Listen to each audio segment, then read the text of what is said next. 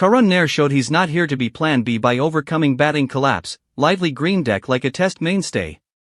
Karun Nair produced a composed knock in an otherwise frustrating day for the Indian batting unit in fifth test.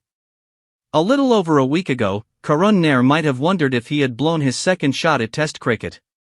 Brought back after 8 heartbreaking, frustrating, doubt-ridden years, he had scores of 0, 20, 31, 26, 40 and 14 in the first 3 tests in England, a horror return, then a bouquet of false starts. Karun batted at number 6 in the first test, and replaced Sai Sudarshan at number 3 in the next 2. Not necessarily his preferred positions, each coming with uniquely different challenges, but when you have been thrown a lifeline, how could you pick and choose? He didn't have too much cause to moan the axe at Old Trafford because while he hadn't done a whole lot wrong, he hadn't helped his cause either. Karun might have reconciled himself to another stint on the sidelines, potentially permanently, until India were greeted with a veritable green top at the Oval, historically a batter's paradise. No Rishabh Pant meant India couldn't hedge their bets any longer and rely on Shardul Thakur's breezy aggression down the order.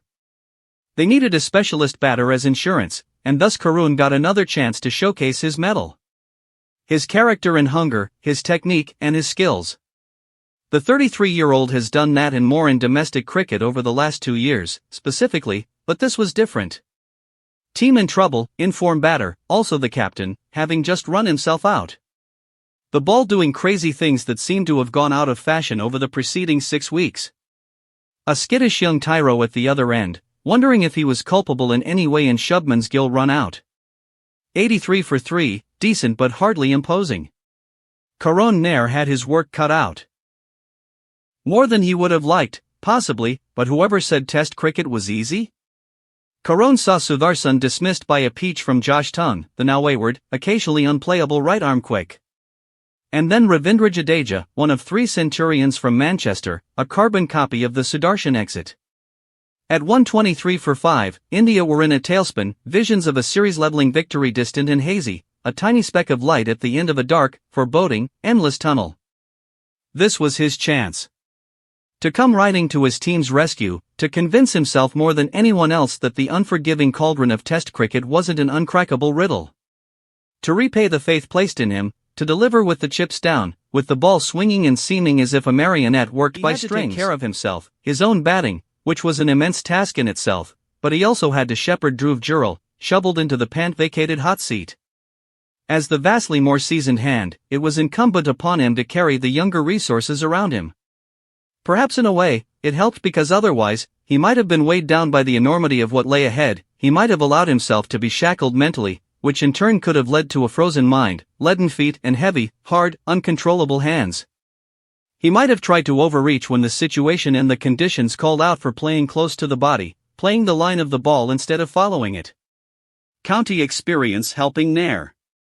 This is what Karun might have expected when he came to England. What he might have prepared for. Swinging ball, seaming ball. Sometimes bouncing ball. He fell back on muscle memory developed through 2 seasons with Northamptonshire in the English County Championship. He summoned the spirit of the man with 2 first-class triple centuries, he dug deep into his vast volume of luminous work to come up with solutions to the numerous and demanding answers the conditions and the English bowling posed. And he didn't do that with timidity or hesitancy. When he committed to attack, he did so wholeheartedly, jettisoning self-doubt. Mostly, he met the ball with the middle of the bat, with the sweetest of sweet spots.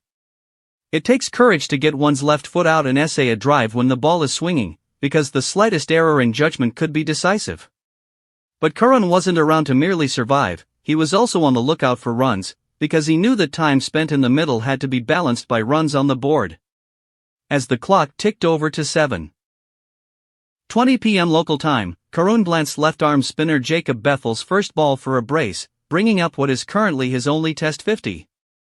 The last time he reached that milestone, he ended up getting 6 times more. Even a third of that on Friday, and Karun's redemption song will become that much even more euphonious, that much richer in substance. Don't miss the full analysis and reactions from this game-changing performance. Subscribe now for more cricket news, match analysis and highlights.